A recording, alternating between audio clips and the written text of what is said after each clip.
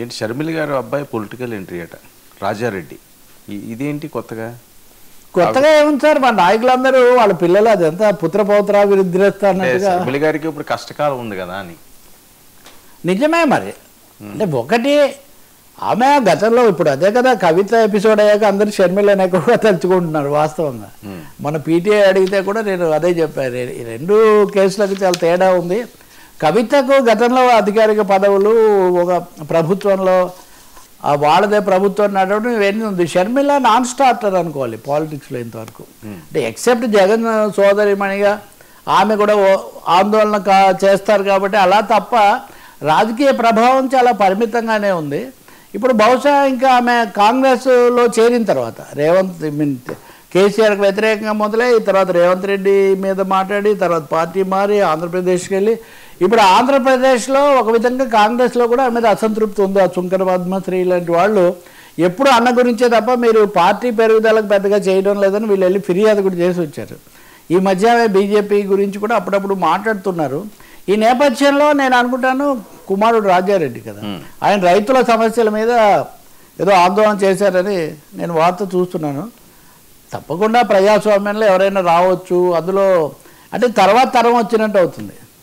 ఇప్పుడు మూడో తరం లాగా ఆయన వస్తే అయితే షర్మిల చెప్పిన సమాధానం కూడా చూసే నేను నిర్ణయించుకుంటే తగు సమయంలో వస్తారు అంటే ఆమె హింట్ స్పష్టంగా ఇస్తున్నారు. అంటే రాజారెడ్డి పేరు కూడా రాజశేఖర రెడ్డి వాళ్ళ ఫాదర్ పేరే ఉంది కాబట్టి రావచ్చు, కానీ పెద్ద అవకాశాలు ఉంటాయని అంత ఏపీలో స్పేస్ అంత పొలిటికల్ స్పేస్ ఉందని నేను అనుకోను. రెండోది షర్మిల స్థానం అవన్నీ నిర్ధారణ కాకుండా ఇప్పటికిప్పుడు ఏదో నాటకీయమైన ఇదేమి ఉండదు.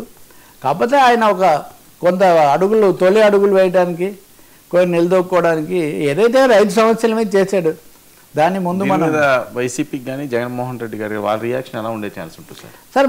ఒకటి షర్మిల వచ్చినప్పుడే వాళ్ళు మొదట ఏం రియాక్ట్ కాలేదు. సజ్జలే ఉదాహరణకు మేము వద్దన్నాము తెలంగాణలో, కానీ ఆమె వెళ్ళారు, ఆమెకు బెస్ట్ ఆఫ్ లక్ చెప్తా ఉన్నారు. ఆ తర్వాత సంబంధాలు మారాయి. ఇప్పుడు కూడా వాళ్ళు అదే అంటారు, రాజారెడ్డి గారు మనోడు వస్తే మేము. జగన్ గారి ఎలా ఉంటుందని? జగన్ గారు కదా మెయిన్. జగన్ గతంలో కూడా షర్మిల మీద కూడా చాలా కాలం ఆయన ఏం మాట్లాడలేదు. మాట్లాడినప్పుడు కూడా కొంత నిష్ఠూరంగా ఏదన్నా మాట్లాడడం మినహాయిస్తే ఆయన ఏమి చెల్లెలి రాజకీయ ప్రవేశం అవకాశాలు వీటి మీద ఆయనే మాట్లాడతాడని నేను అనుకోను. వైసీపీ దీని మీద ఇప్పటికిప్పుడు ఏం స్పందించి అంత అవసరం కూడా ఏమొస్తుంది? ఇప్పుడే కదా ఆయన మొదటి అడుగు వేశారు. మీడియాలో అంటే మీరు ఏదో ఒకటి చెప్పాలి, చూపించాలి, మీడియాకి అది తప్పదు, జరిగిందని తప్ప. రాజకీయ పార్టీలకు వెంటనే ఇతరుల మీద స్పందించడం అనేది పెద్దగా ఉండదు కదా. వ్యతిరేకంగా మాట్లాడరు. అంత పిల్లోడు ఇప్పుడు వస్తే ఇప్పటికిప్పుడు ఆయన మీద వ్యతిరేకంగా మాట్లాడాల్సిన అవసరం ఎవరికైనా ఏముంటుంది వాస్తవంగా.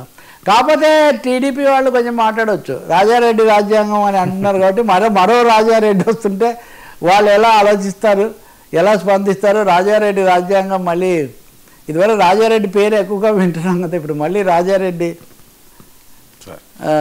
పునః ప్రవేశంలాగా ఇది ఏంటి అన్నది అయితే ఆసక్తికరమైంది. Anyway it's an interesting development. లేదా షర్మిల కుమారుడిని ప్రోత్సహించి తను కొంచెం విరామం తీసుకుంటారా, లేకపోతే తన బాధ్యత అన్న మార్చుకుంటారా, అది కూడా చూడాలి. అంటే అక్కడ కూడా ఒక సమస్య వస్తుంది కదా. కాంగ్రెస్లో కూడా షర్మిలకు ఉన్న స్థానం వెంటనే ఆమె కుమారుడికి రాదు కదా ఉదాహరణకు.